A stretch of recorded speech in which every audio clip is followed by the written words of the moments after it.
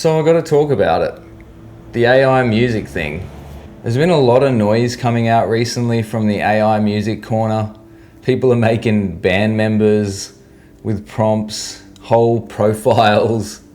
They're getting famous now.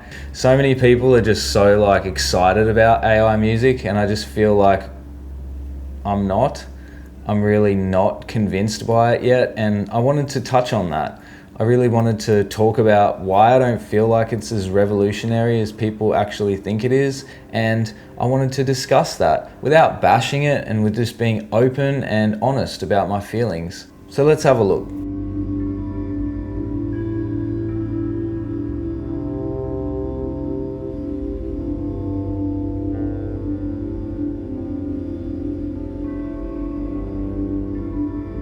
I'm not going to bore you with my tears of woe is me about being an artist. I just want to go back to a time before we had this oversaturation of social media and people just posting their daily art projects 24/7 in front of our faces. Things have really changed since technology moved in, and our lives have become a lot more loathsome and insular, and we spend a lot of time alone. And with the rise in technology, filming and recording and equipment in general, we've been able to really capture a lot of our life and a lot of our work and then share that instantaneously with other people. And I think that really skews the perspective to a lot of people of what it means to be an artist. Technology has allowed us to just post these achievements all of the time to our feed so that people can just constantly observe us doing these amazing things, and we can in turn observe others doing these incredible things constantly, to the point where essentially everybody is showing how talented they are, and everybody is vying for the same little slice of attention on the same platforms. Being an artist and doing cool stuff and making awesome projects isn't really enough anymore. There's so many people out there saturating the market that it really just honestly relies upon luck. That's really it. It has no real tangible reflection on the quality of what you make. Realistically, art is not really quantified by quality anyway. It's really subjective, and so just doing cool stuff isn't really important and never really was. People who make it to the spotlight want you to believe that they have something that you cannot obtain, and then therefore that is why they're in the spotlight. They've worked hard, or they've got lots of money, or they've got this insane skill or talent that no one else has because they're a genius. These are some of the usual perspectives that people try to lay on. This isn't me getting down on other people. I don't want this to be a video about other people are bad and what they're doing and wasting time, and I just don't think that's true.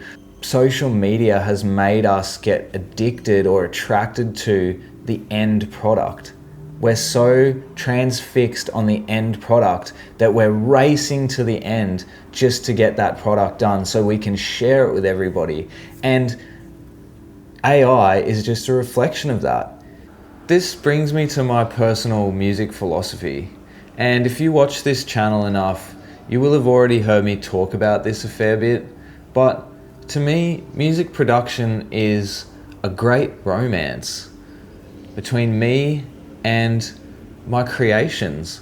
And to me, the greatest part about producing and making music is spending all of my time doing that. The process it takes to make music is my favorite part about all of it. I love the process, and I love spending all of my time learning the ins and outs of music production, reading manuals, doing deep dives, learning how to play instruments, doing music theory. Pretty much every single aspect involved with music and making it, I love getting lost in, and just spending all of my time that I have free to myself, which isn't a lot, like a lot of us, and getting lost in that world. Because to me, the more time I spend in there is less time I spend thinking about what's wrong with me or with the world or with everything in life. I just feel like music production is my own personal therapy, and other people feel the same way. I know that because I talk to them about it. The results from this process is the art that I share and deliver to the world. The things that I've created that I feel are worth other people looking at or hearing. The results really pale in comparison to the process for me as a creator. The results are these things which people compare us to because that's all people like to do. People love to have quantifiable results. People love to have categories to put things in. But what's beautiful about art and creating it is that it's your time, it's your journey, it's your pieces, and you get to have this adventure with yourself. You get to get lost with yourself and enjoy your time. And I just think that's the best thing ever. That's my music production philosophy in a nutshell, is the process. The process is the most important part by far, and the result is just a product of that process. Yeah, I just feel like my time is best spent inside of my process and just getting lost, learning.